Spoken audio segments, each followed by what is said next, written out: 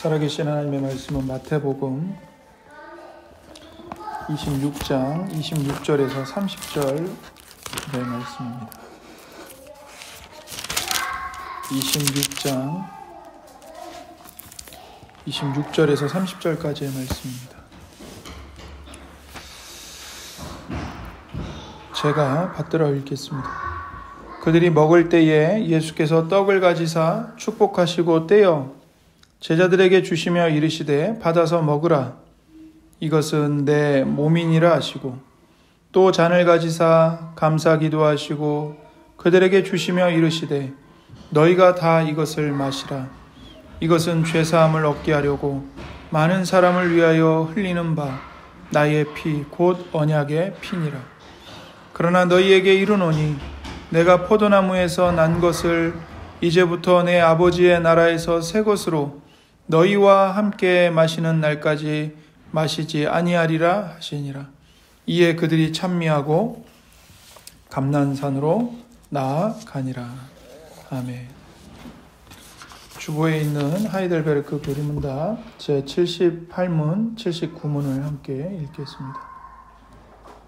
제78문.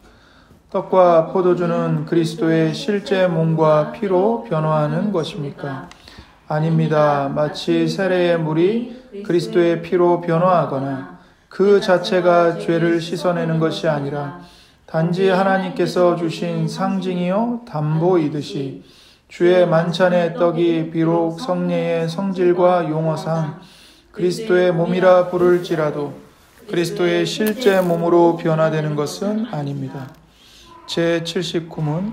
그렇다면 왜 그리스도께서 떡을 당신의 몸이라 하시고 잔을 당신의 피 혹은 피로 세운 새 언약이라고 하시며 왜 바울 사도가 그리스도의 몸과 피의 교제에 관하여 말씀합니까? 그리스도께서 아무런 이유 없이 그렇게 말씀하신 것이 아닙니다.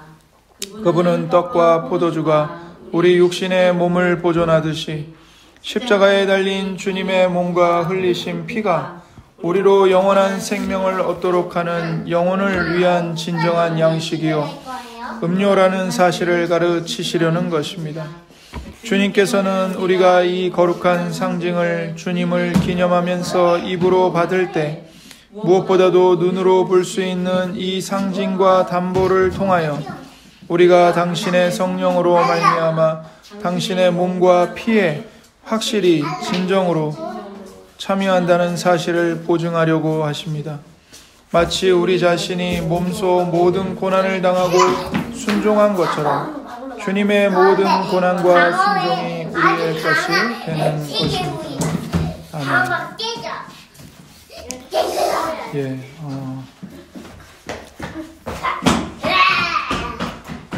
그리스도께서는 세례와 성찬을 성례로 제정하셨습니다.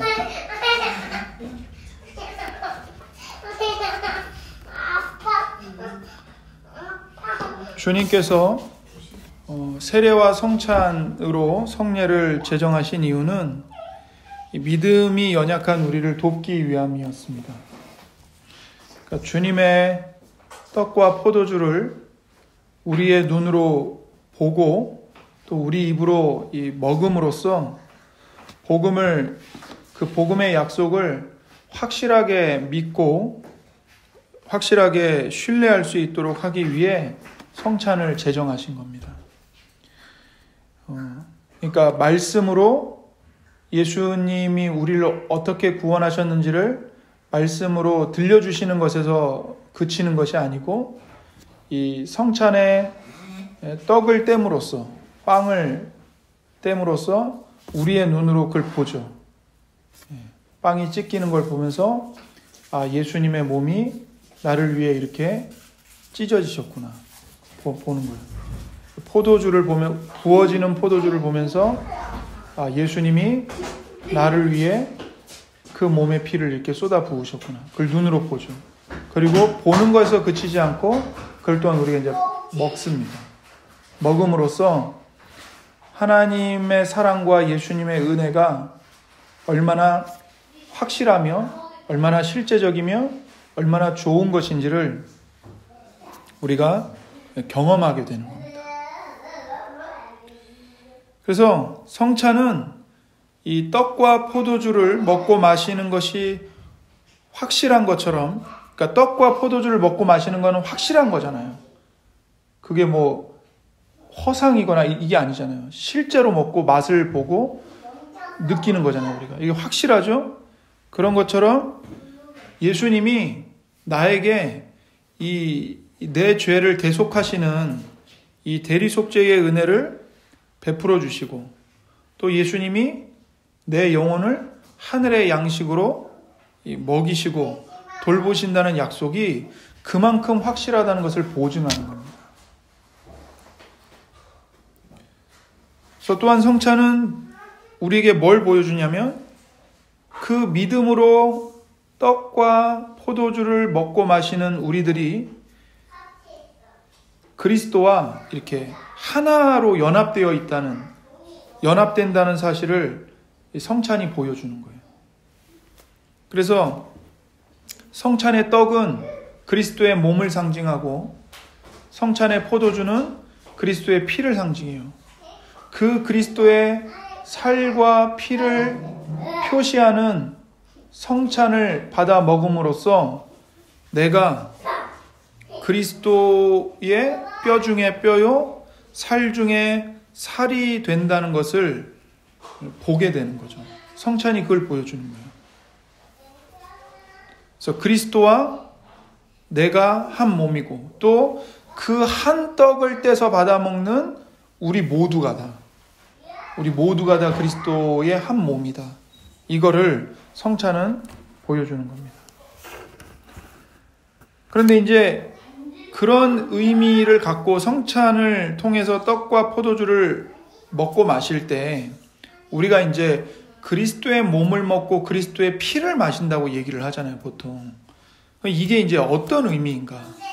이걸 이제 알아야 되는 거죠. 여기서 잘못된 오해가 생기는 거예요.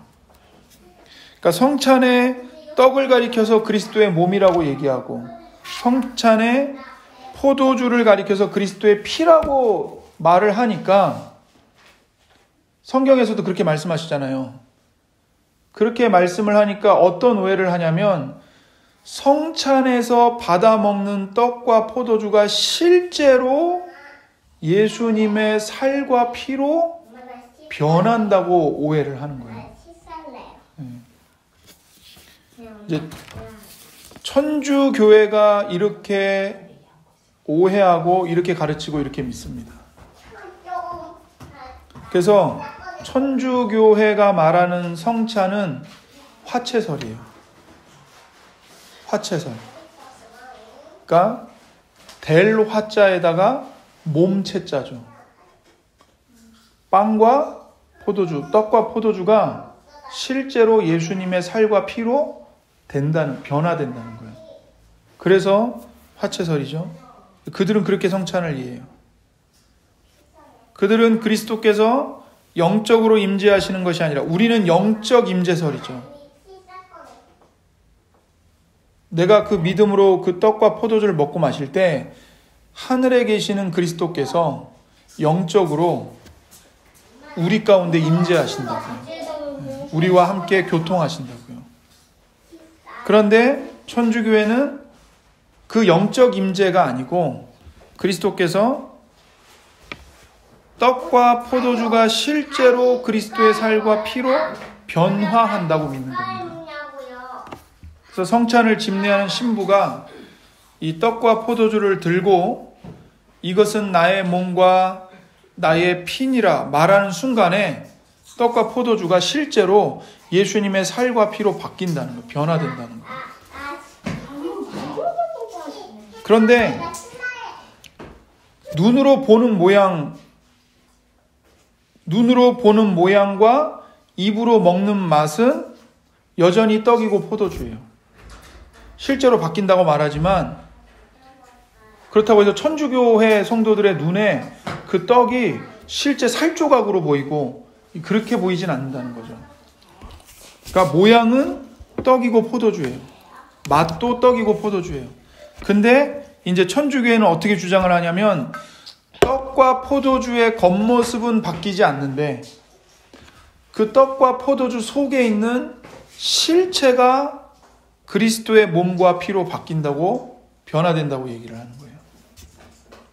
왜 그러냐 그러면, 만약에 이 모양과 맛까지 실제 예수님의 살과 피로 바뀌면 성도들이 충격을 받는다 이거죠.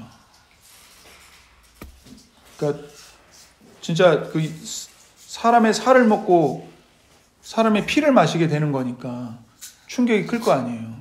그러니까 하나님이 그 신자들이 충격받을까 봐 겉모습과 맛은 떡과 포도주 그대로 놔두고 실체만 그리스도의 살과 피로 하나님이 바꾸신다는 거예요. 그렇게 주장을 해요. 하지만 이런 화채설은 이 성경 말씀을 잘못 해석한 것입니다. 이런 잘못된 해석 때문에 천주교회는 이 떡과 포도주를 숭배합니다. 숭배가 뭐예요? 숭배가 뭐래? 숭배가 뭐냐고? 높이는 거. 더 중요하게 여기는 거. 귀하게 여기는 거. 근데 잘못 가르치는 거예요. 이런 거는. 아, 잘 들어봐 나무야 일단. 그래서 실제로 그리스도의 살과 피로 바뀌었기 때문에 모양은 아무리 떡이고 포도주여도 그들에게는 진짜 그리스도의 살이고 그리스도의 피인 거예요. 그러니까 이 성찬의 떡과 포도주는 말 그대로 하나님으로 숭배를 받을 수밖에 없어요. 그래서 떡과 포도주를 그리스도로 숭배하는 우상 숭배의 죄를 범하게 되죠. 그래서 그들은 절대로 이 성찬의 떡과 포도주를 땅에 떨어뜨려서는 안 돼요. 그리스도의 살을 떨어뜨리는 거고 그리스도의 피를 쏟는 거기 때문에. 그러니까 이제 그들은 아주 극도로 조심하죠. 그래서 천주교회는 대부분 성찬할 때 포도주를 평신도한테 주지 않아요. 이 평신도라는 말도 실은 잘못된 용어예요. 주 안에서 다 성도지 뭐 성직자 평신도가 어디 있어요. 근데 일반 성도들한테 안 줘요, 포도주를. 왜요? 받아 먹다가 떨어뜨리면 어떡해요? 그리스도의 피를 땅에 쏟는 거거든요. 큰일 나는 거예요. 그러니까 보통 어떻게 하냐면 떡만 줘요. 떡만. 그리고 그 떡도 신부가 입에 직접 넣어줘요. 이렇게 하면 직접 넣어주는 거예요. 떨어뜨리면 안 되기 때문에. 아니면 포도주를 안 줄 수는 없잖아요. 주긴 줘야 되잖아요. 그러니까 그 떡을 포도주에 담가서 주는 거예요. 그리고 성찬 떡도 부스러기가 떨어지면 안 되니까. 왜냐하면 그 부스러기들도 다 그리스도의 살이거든요. 떨어지면 안 되니까 이걸 이제 꽉 눌러가지고 떡을 동그랗게 전병 형태로 만들어서 딱 주는 거죠. 부스러기가 없게끔. 맛없는데. 그러면 이제 성찬 후에 남은 떡과 포도주는 어떻게 되는가? 천주교회는 성찬이 끝나도 떡과 포도주는 실제 그리스도의 살과 피예요. 한 번 바뀐 거기 때문에. 그러니까 함부로 버릴 수가 없어요. 이거를 보관해요. 보관하고 그게 이제 보관하면 썩을 거 아니에요. 그러니까 썩기 전에 신부가 다 먹어야 돼요. 떡이든 포도주든. 신부가 다 먹어요. 그런 우스갯소리가 있어요. 그래서 신부가 이렇게 와인을 좋아하고 이렇게 늘 와인에 취해 있다고. 와인이 뭐야? 포도주. 포도주에 취해 있어? 근데 중세시대는 완전히 취해 살았던 거죠. 그 남는 걸 다 먹어야 되니까. 그럼 보시면 안 돼? 그래서 천주교회는 성찬의 떡과 포도주에 담긴 이 영적인 의미보다 뭐가 더 중요하냐면 떡과 포도주, 그 물질 자체를 숭배하게 되는 거예요. 그 결과로 이제 믿음은 중요하지 않게 됩니다. 왜냐하면 믿든 안 믿든 신부가 축성을 하는 순간 실제로 그리스도의 살과 피로 변했기 때문에 믿음이 없어도 먹으면 뭘 먹는 거예요? 그리스도의 살과 피를 먹고 마시는 거예요. 그래서 믿음이 없어도 자동적으로 은혜가 그 사람 몸속에 주입되는 거죠. 그래서 믿음이 별로 중요하지 않아요. 성찬의 의미를 깊이 묵상하는 게 중요하지 않아요. 그냥 그 실제 그리스도의 살과 피를 받아 먹기만 하면 되는 거예요. 그러면 그냥 자동적으로 내 몸속으로 들어오니까. 그래서 예수님을 아는 지식과 믿음이 중요하지 않게 돼요. 하지만 이건 매우 잘못된 거죠.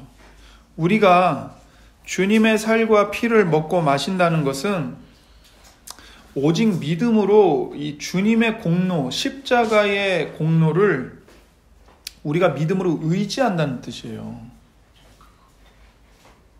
그런데 화채설을 따르면 이 성찬이 이제 미신으로 변질되는 겁니다. 미신으로 변질돼요. 그래서 예수님에 대한 믿음이 없어도 성찬의 떡과 포도주를 먹기만 하면 은혜가 자동적으로 주입된다고 생각하기 때문입니다. 그래서 천주교회는 말씀보다 성례를 더 중요하게 여깁니다. 말씀이 그렇게 중요하지 않아요. 왜냐하면 그들은 어떻게 생각하냐면 이 말씀은 사람들이 듣고 까먹기도 하고 잘 듣지도 못하고 알아듣지도 못하고 그렇기 때문에 말씀보다 내가 실제로 그리스도의 살과 피를 먹는 게 더 나에게 은혜를 정확하게 가져다 준다고 생각을 하는 거예요. 그러니까 천주교회는 말씀을 가르치지 않아도 복음을 설교하지 않아도 성찬 그 미사를 그냥 행해요. 행할 수 있어요. 그리고 그렇게 하면 돼요. 그들에게는. 그러나 우리 개신교는 복음의 설교 없이 성찬 행하지 않아요. 그럴 수 없어요. 반드시 복음을 선포하고 그리고 성찬을 행해야 돼요. 왜냐하면 복음을 알지 않고 복음을 내가 진실하게 믿지 않고 주님의 떡과 주님의 포도주를 먹고 마시는 것은 주님의 몸을 범하는 죄를 짓는 것이기 때문에 그런 거죠. 그래서 천주교회는 성찬의 떡과 포도주를 먹으면 기계적으로 은혜를 받는다고 생각을 합니다. 근데 이런 신학은 이제 어떤 부작용을 갖고 오냐면 결국에 이 형식적인 종교인을 양산하게 돼요. 말씀을 듣고 깨닫고 회개할 필요가 없어요. 그냥 받아 먹기만 하면 돼요. 또 하나의 문제는 천주교회가 이 매주 미사를 드릴 때마다 그들은 매주 그리스도를 죽이는 일을 행하는 겁니다. 매주 그리스도의 살이 찢겨져요. 매주 그리스도의 피가 부어져요. 그래서 예수님이 십자가에서 단번에 이루신 희생제사를 부인하는 셈이 되는 겁니다. 그러니까 십자가에서의 단번의 희생제사로는 부족하고 매주 미사를 통해서 실제로 그리스도의 살과 피로 변한 떡과 포도주를 먹어야만 은혜를 받는다고 여기는 거죠. 그러나 성경은 그렇게 말씀하시지 않아요. 로마서 6장 10절을 가볼까요? 로마서 6장 10절.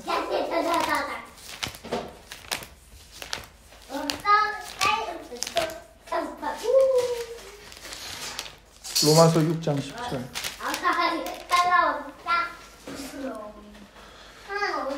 그가 죽으심은 죄에 대하여 단번에 죽으시며 그가 살아계심은 하나님께 대하여 살아계심이니. 이렇게 말씀하세요. 예수님이 죽으신 것이 죄에 대하여 여러 번 죽으신 게 아니라 단번에 단 한 번 죽으신 거예요. 그것으로 죄의 문제가 다 종식된 거예요. 히브리서 9장 12절입니다. 히브리서 9장 12절. 히브리서 9장 12절. 염소와 송아지의 피로 하지 아니하고 오직 자기의 피로 영원한 속죄를 이루사 단번에 성소에 들어가셨느니라. 이렇게 말씀하세요. 예수님이 자기의 피로 영원한 속죄를 이루셨어요. 단번에 이루셨고 단번에 성소에 들어가셨어요. 히브리서 10장 10절을 또 한번 보세요. 10장 10절. 이 뜻을 따라 예수 그리스도의 몸을 단번에 들이심으로 말미암아 우리가 거룩함을 얻었노라. 이렇게 말씀하시죠. 예수 그리스도께서 자신의 몸을 단번에 들이심으로 우리의 죄를 속죄하셨고 우리를 거룩하게 하셨습니다. 단번에 들이셨습니다. 예수님의 십자가의 희생제사, 속죄제사는 2000년 전에 그 역사적인 사건으로 단번에 끝난 겁니다. 종결된 거예요. 그것은 더 이상 반복될 수가 없어요. 근데 천주교회는 매주 미사를 드림으로써 예수님의 십자가의 희생제사를 매주 반복하고 있어요. 예수님이 단번에 드리신 제사를 계속 반복해서 하고 있는 거죠. 그래서 이런 오해를 바로잡기 위해 이제 교리문답 제78문은 화채설이 잘못되었다고 가르치는 겁니다. 어떻게 이제 얘기를 하냐면 세례에 물을 들어서 화채설이 잘못되었다고 가르쳐요. 다시 말해 우리가 세례를 받잖아요. 세례를 받을 때 우리가 세례를 믿음으로 받는다는 것은 그리스도의 피와 성령으로 우리의 죄가 깨끗하게 씻겨지는 걸 말하는 거예요. 씻기는 것을. 하지만 그렇다고 해서 우리가 세례를 받는 물이 실제로 예수님의 피로 바뀌는 것은 아닙니다. 물은 여전히 물이에요. 다만 그 물이 그리스도의 피와 성령을 표시하는 거죠. 상징하는 거죠. 그래서 물은 여전히 물이기 때문에 그 물 자체가 우리의 죄를 씻어주는 것은 절대로 아니에요. 물이 상징하는 그리스도의 피와 성령이 우리의 죄를 전부 깨끗하게 씻어주는 겁니다. 그래서 세례의 물이 절대로 그리스도의 피로 변하는 것이 아니에요. 마찬가지로 성찬에서도 떡과 포도주는 그리스도의 몸과 피로 변하지 않습니다. 그러므로 우리가 성찬에서 떡과 포도주를 가리켜서 주님의 몸이요 주님의 피라고 부른다고 해서 실제로 주님의 살과 피로 변했다고 생각해서는 안 되는 거예요. 요한복음 6장 53절과 55절입니다. 요한복음 6장 53절과 55절.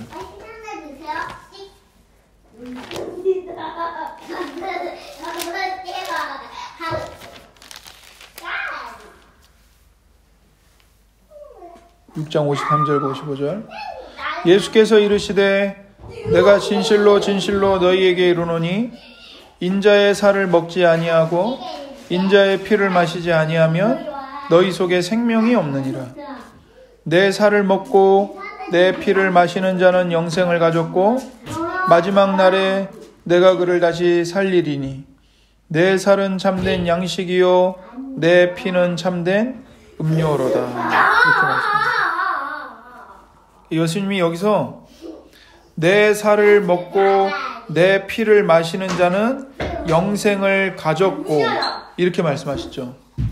근데 예수님이 내 살을 먹고 내 피를 마시는 자라고 말씀하셨다고 해서 예수님이 실제로 예수님의 살과 피를 먹고 마셔야 한다고 말씀하신 것이 아닙니다. 그렇게 말씀하신 게 아니에요. 그러니까 나중에 유대인들이 이제 예수님의 말씀을 듣고 막 다투어요. 그러면서 뭐라고 다투냐면 이 사람이 어찌 능히 자기의 살을 우리에게 주워 먹게 하겠느냐. 유대인들은 실제로 예수님의 살을 먹어야 한다고 오해를 한 거예요. 예수님 말씀 그 말씀이 아닌 거예요. 그러니까 예수님의 살을 먹고 내 살을 먹고 내 피를 마신다는 것은 십자가에서 예수님이 우리의 구속을 이루셨잖아요. 그것을 내가 믿음으로 받는 것을 뜻하는 겁니다. 그러니까 예수님이 십자가에서 이루신 구속을 내가 믿음으로 내 것으로 받아들인다. 이거를 예수님이 비유적으로 내 살을 먹고 내 피를 마시는 자라고 말씀하신 거죠.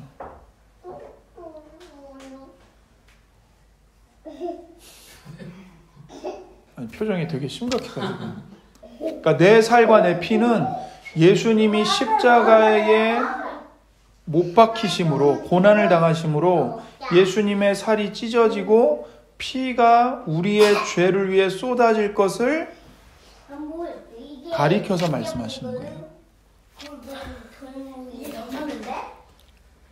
그래서 예수님이 나의 살과 나의 피를 너희가 먹어야 한다. 이 말씀은 주님께서 십자가에서 드리시는 희생 제사를 우리가 믿어야 한다고 말씀하시는 겁니다.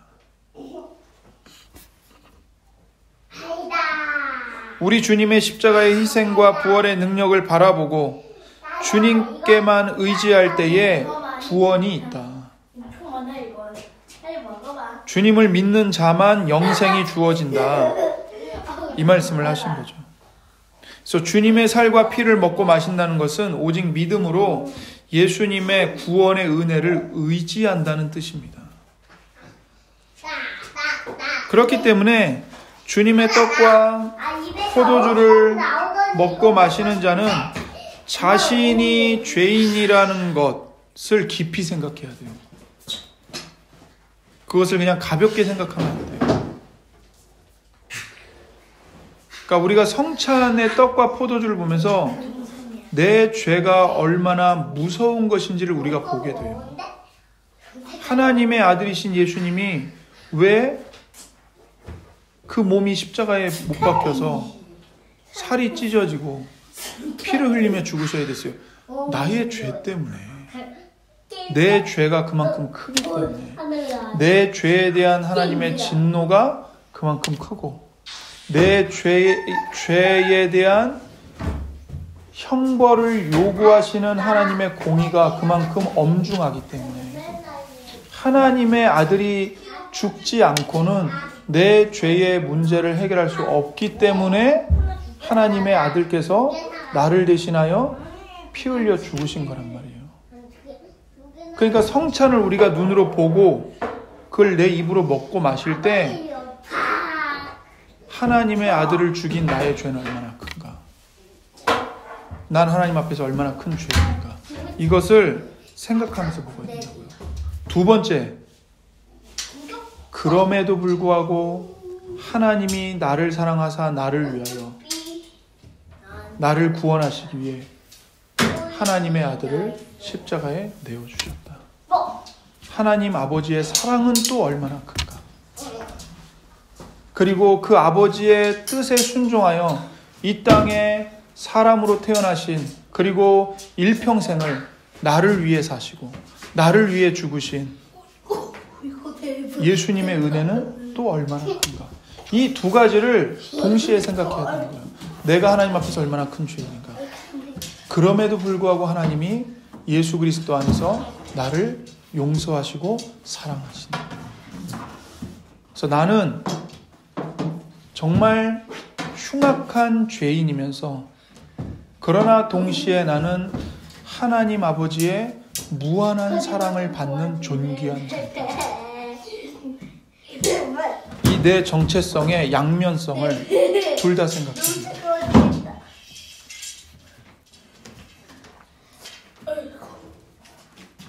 내가 죄인이라는 것과 오직 예수님의 피로만 내 죄가 깨끗하게 사해진다는 것을 믿어야 하는 거예요. 그래서 주님의 죽으심의 은혜를 기념하면서, 바꿔 말하면 기억하고 깊이 생각하면서 먹고 마셔야 되는 거죠. 그래서 그런 믿음이 없이, 그런 인식이 없이 그냥 형식적으로 주님의 떡과 포도주를 먹는 건 주님의 몸을 범하는 죄를 범하는 거예요. 또 하나, 내 노력과 내 힘으로 구원을 이룰 수 있다는 율법주의의 마음을 갖고 성찬을 받아 먹는 것도 예수님의 몸과 피를 범하는 겁니다. 그러니까 내가 잘해서 하나님의 사랑을 받아내겠다. 그러니까 자기의 이 구원의 근거를 예수님께 두지 않고 자기 행위에 두려고 하는 사람.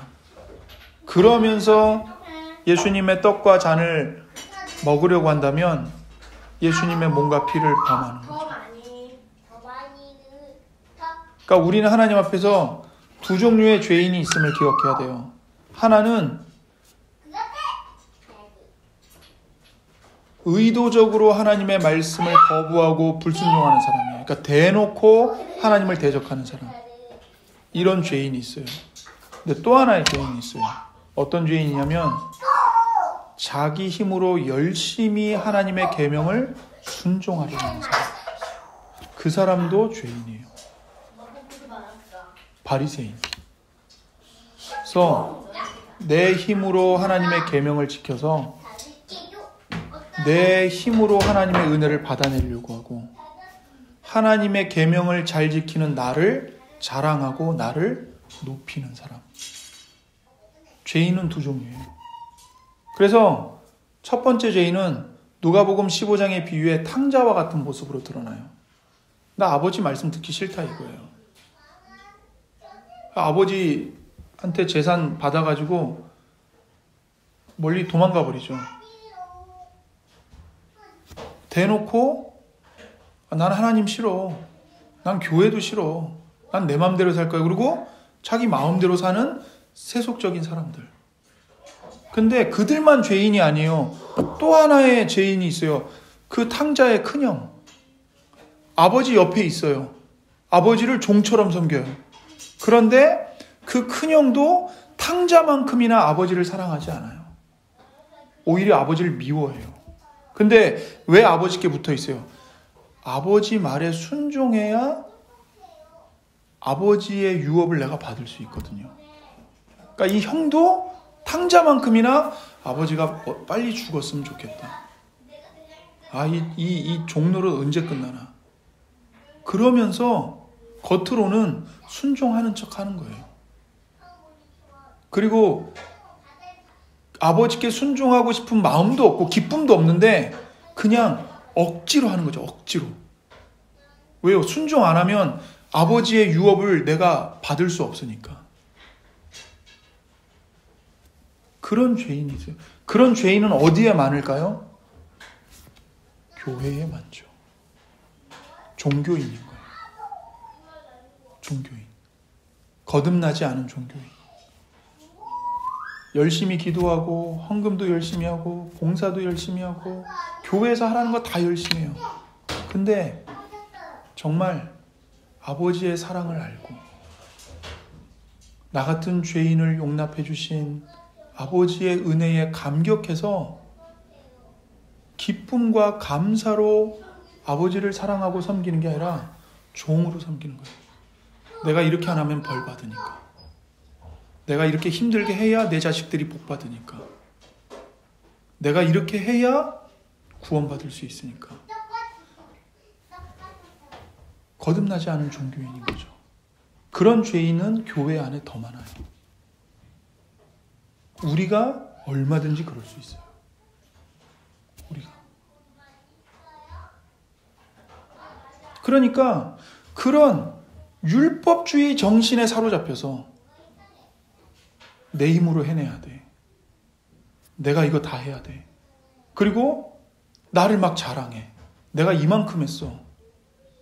내가 이만큼 했는데 왜 안 알아줘? 내가 이만큼 했는데 왜 광고 시간에 얘기를 안 해? 그런 율법주의에 사로잡혀서 종의 마음을 가지고 하나님을 섬기고 그렇게 자기 힘으로 하나님의 은혜와 복을 받아내려고 하는 사람이 하나님의 은혜를 모른 채 성찬의 떡과 포도주를 마시는 것도 예수님을 안 믿는 사람이 예수님의 몸을 범하는 것만큼이나 예수님의 몸을 범하는 거예요. 우린 조심해야 돼요. 그래서 기독교는 종교가 아니에요. 기독교는 복음이에요. 복음. 내가 이만큼 했으니까 하나님도 이만큼 주세요. 하나님 내가 50% 했으니까 나머지 50%는 하나님이 채워주세요. 이런 종교가 아니라고요. 이런 거래가 아니라고요. 기독교는 복음이에요. 내가 100% 할 수 없기 때문에 하나님이 100% 대신 해주시는 거예요. 나는 1만 달란트를 빚진 자, 평생을 뼈가 빠지게 갚아도 못 갚아요. 죽어서도 못 갚아요. 근데 내가 갚을 수 없는 그 어마어마한 빚을 하나님이 자기 아들의 생명을 대가로 지불해서 다 탕감해 주신 거예요. 내가 갚지 못하니까 하나님 아버지께서 대신 다 갚아주셨다고요. 이게 복음이라고요. 내가 할 수 없기 때문에 하나님과 예수님과 성령님이 나를 대신하여 완전하게, 완벽하게 이루어 주신 것. 그것을 내가 믿음으로, 선물로 받아 누리는 것. 이게 구원이고 이게 복음이에요. 그래서 성찬할 때 예수님의 몸과 피를 범하지 않고 그러니까 범하지 않고 그 의미에 맞게 먹는 사람은 어떤 사람이냐면 세리와 같이 하나님 나는 죄인입니다. 나를 불쌍히 여겨주세요. 이 불쌍히 여긴다는 말의 헬라어 원어가 무슨 뜻이냐면 이거예요. 하나님 나에 대한 노를 풀어주세요. 나에 대한 하나님의 분노, 나에 대한 하나님의 노여움을 푸소서. 나는 죄인입니다. 이 말이에요. 내가 죄인임을 하나님 앞에 고백하고 내가 이렇게 죄인이기 때문에 나는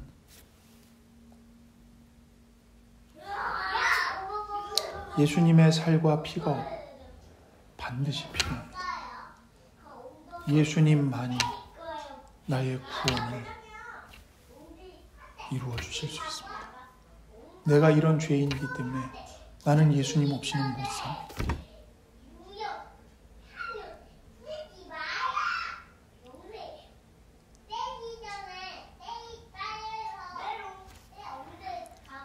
나는 예수님 없이는 못 삽니다. 나는 예수님이 주시는 양식과 예수님이 주시는 음료를 먹고 마셔야만 살 수 있습니다. 그 가난한 마음을 가지고 나아온 사람은 성찬을 먹을 수 있어요. 그걸 먹어야 돼요. 내가 내 자신을 돌아보니까 난 죄가 없어. 난 한 주 동안 거룩하게 살았어. 그러니까 나는 얼마든지 가서 성찬 먹을 수 있어. 그 사람은 성찬을 먹으면 안 되는 사람.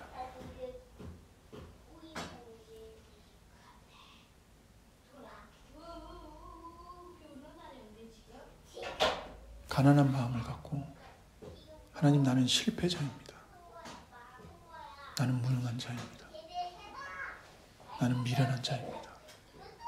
나는 내 자신을 구원할 수도 없고 내 자신을 변화시킬 수도 없고 내 문제를 해결할 수도 없는 망한 자입니다. 예수님만이 나를 구원해 주실 수 있습니다. 내가 죄인이기 때문에 나에게는 예수님의 십자가의 피와 예수님의 은혜가 나에게는 절대적으로 필요합니다. 예수님 나를 구원해 주세요. 그 마음으로 나오는 사람이 예수님을 영화롭게 하며 성찬의 떡과 포도주를 올바르게 믿음으로 먹고 마시는 겁니다. 그러니까 여러분이 성찬을 받을 때 내가 이런 죄가 있는데 먹어도 되나? 먹어야 돼요. 그런 죄가 있기 때문에 반드시 먹어야 돼요. 그런 죄를 내가 해결할 수 없기 때문에 예수님께 달려가서 예수님 나를 구원해 주세요. 이 죄의 문제를 예수님 해결해 주세요. 이 죄의 사슬을 끊어주세요. 예수님께 달려가서 누구보다도 예수님의 살과 피를 받아 먹어요.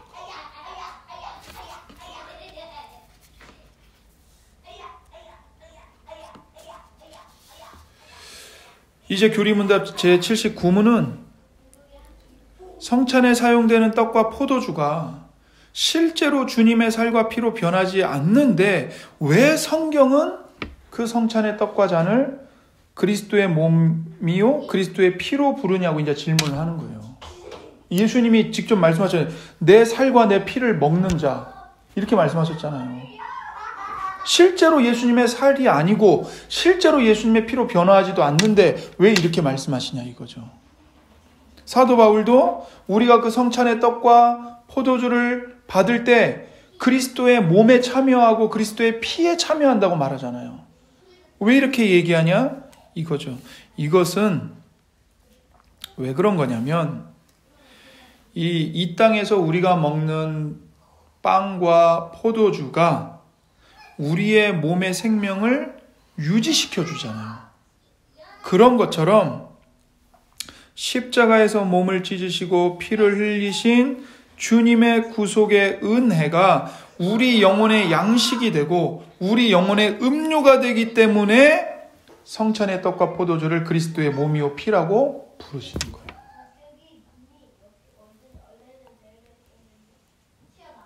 십자가에 못 박힌 그리스도가 우리 영혼의 양식이 되고 생명의 물이 되신다는 것을 가르쳐 주기 위해서 성찬의 떡을 내 몸이라 성찬의 포도주를 내 피라고 예수님이 부르신 겁니다. 그렇게 말씀하신 거예요. 그래서 우리는 이 사실을 통해서 그리스도를 기억하며 우리의 입으로 떡과 잔을 먹으면 우리가 성령의 능력에 의해 그리스도의 참된 몸과 피에 실제로 참여하게 된다는 것을 믿음으로 확신하게 됩니다. 확신할 수 있습니다. 무엇에 의해서요? 성령의 능력에 의해서. 성령의 능력에 의해서. 그리고 그러한 이 성령의 능력에 의해서 그리스도의 죽으심의 은혜를 기억하면서 이 떡과 잔을 먹고 마시면 거기서 우리가 뭘 확신하게 되냐면 내가 모든 고난을 내가 당하고 내가 하나님의 모든 말씀에 순종한 것처럼 주님이 모든 고난과 순종을 나를 위해 당하셨기 때문에 그 모든 게 나의 것이 된다는 것을 확신하게 되는 거예요. 그래서 빵이 찢어지는 걸 보면 예수님의 몸이 찢어진 거잖아요. 근데 그걸 보면서 내가 이렇게 찢겼다. 예수님과 함께. 포도주가 부어지는 걸 보면서 예수님이 피 흘리신 거잖아요. 근데 그 예수님과 내가 하나가 되었잖아요. 그러니까 내가 예수님 안에서 예수님과 함께 피를 흘리면 내가 죽었구나. 그래서 예수님의 죽으심이 나의 죽음이 됨을 확인하게 되는 거죠. 그리고 예수님이 하나님 아버지의 모든 계명에 완벽하게 순종하신 것이 내가 순종한 것이 되는 거예요. 그래서 갈라디아서 2장 20절에 이렇게 말씀합니다. 내가 그리스도와 함께 십자가에 못 박혔나니. 내가 그리스도와 함께 십자가에 못 박혔다고. 그리스도만 십자가에 못 박힌 게 아니라 내가 예수님을 믿을 때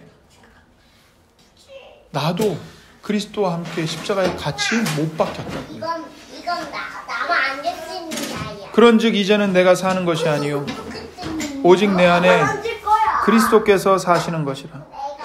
이제 내가 육체 가운데 사는 것은 나를 사랑하사 나를 위하여 자기 자신을 버리신 하나님의 아들을 믿는 믿음 안에서 사는 것이라. 이렇게 말씀하는 거예요. 바스락 거야지. 바스락 거야지. 갈라디아서 6장 14절입니다. 갈라디아서 6장 14절.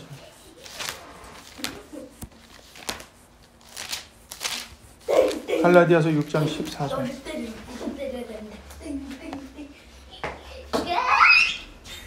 갈라디아서 6장 14절.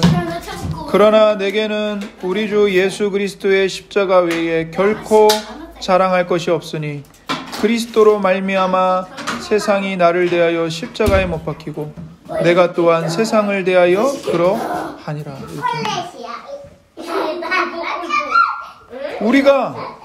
우리에게 있어 우리 주님이신 예수 그리스도의 십자가 외에는 결코 자랑할 것이 없습니다. 그러니까 우리의 최고의 자랑은 십자가예요. 왜 그렇습니까? 내가 예수님과 함께 십자가에 못 박혔기 때문에 그래요. 세상을 대하여 내가 예수님과 함께 십자가에 못 박혔어요.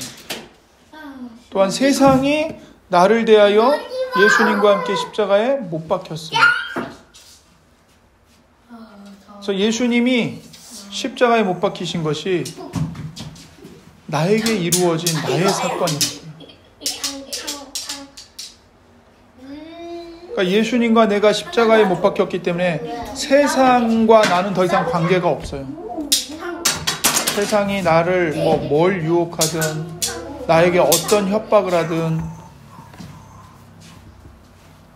상관이 없어요. 아무 위협이 되지 않아요. 아무 효과가 없어요. 나도 예수님과 함께 세상을 대하여 십자가에 못 박혔기 때문에 세상의 유혹에 반응하거나 따라갈 수 없어요. 로마서 6장 5절입니다.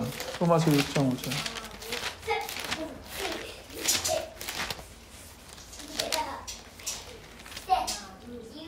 로마서 6장 5절. 만일 우리가 그의 죽으심과 같은 모양으로 연합한 자가 되었으면 또한 그의 부활과 같은 모양으로 연합한 자도 되리라. 우리가 예수님의 죽으심과 함께 연합했다고요. 그러니까 예수님의 죽으심은 곧 누구의 죽으심이에요? 죽음이에요? 예수님을 믿는 나의 죽음입니다.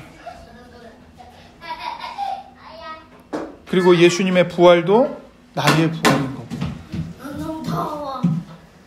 그래서 6절에 보세요. 우리가 알거니와 우리의 옛 사람이 예수와 함께 십자가에 못 박힌 것은 죄의 몸이 죽어 다시는 우리가 죄에게 종노릇하지 아니하리라 함이니. 이렇게 말하죠. 우리 옛 사람이 예수님과 함께 어떻게 됐어요? 십자가에 못 박혔습니다. 못 박혔습니다. 그러니까 여러분과 저는 더 이상 세상에 속한 사람들이 아닙니다. 우리가 물론 이 땅에서 살아가면서 점진적인 성화의 과정을 거치면서 유혹에 흔들리죠. 세상을 사랑하기도 하고 세상의 가치관에 미혹되기도 해요. 세상과 똑같이 살지 않으면 망할까봐 두렵기도 하죠. 그러나 그런 우리의 흔들림이 우리의 구원을 취소하거나 폐기하지 못한다. 우리는 어떤 존재예요? 이미 예수님과 함께 십자가에 못 박혀서 죽은 존재예요. 그리고 예수님과 함께 다시 살아난 존재예요. 그러니까 이 구원받은 우리의 신분을 세상이, 우리의 연약함이, 우리 몸 안에 남아있는 죄성이 폐기하지 못해요. 변경시키지 못한다고요. 우리의 정체성은 우리의 신분은 예수님과 함께 십자가에 못 박혀 죽은 사람이에요. 그러니까 우리가 이것을 믿어야 되고 이걸 늘 우리 자신, 내 자신에게 설교해야 돼요.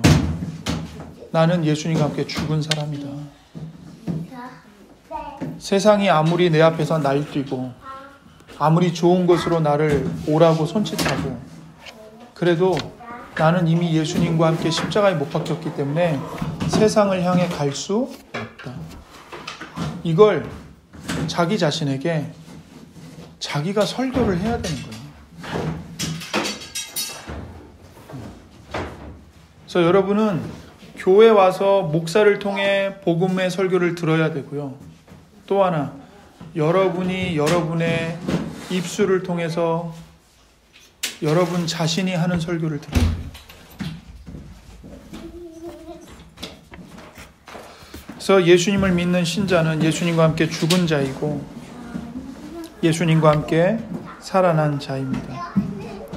그리스도의 죽음이 우리 신자들의 죽음이 되고 예수님의 부활도 우리의 부활이 돼요. 우리는 이런 은혜를 성찬에 참여해서 우리의 두 눈으로 주님의 떡과 포도주를 보고 우리의 입으로 먹고 마시면서 더욱더 확신하게 되는 것입니다. 기도하겠습니다. 하나님 아버지 감사합니다. 정말 예수님의 십자가에 보혈이 없이는 예수님의 살과 피를 먹고 마시지 아니하고는 우리가 도무지 죄의 문제를 해결할 수 없고 죄의 사슬을 끊어낼 수 없고 죄에서 구원받을 수 없는 자들임을 고백합니다. 하나님 오직 예수님께로 달려가게 하여 주옵소서. 예수님의 살과 피를 먹고 마시게 해 주옵소서. 예수님의 실제 살과 피를 먹는 것이 아니라 예수님의 십자가의 죽으심의 은혜를 우리가 믿음으로 온전히 나의 것으로 받아들이고 신뢰하게 하여 주옵소서. 그리하여 예수님의 십자가의 구속의 은혜를 우리의 영혼이 더욱더 풍성하게 날마다 누리고 즐거워하며 종의 마음이 아니라 종의 두려움이 아니라 어거지로가 아니라 기쁨으로 자원함으로 하나님의 사랑에 감격하여 하나님을 섬기는 우리 모두가 되도록 은혜를 베풀어 주옵소서. 예수님의 이름으로 기도드립니다. 아멘.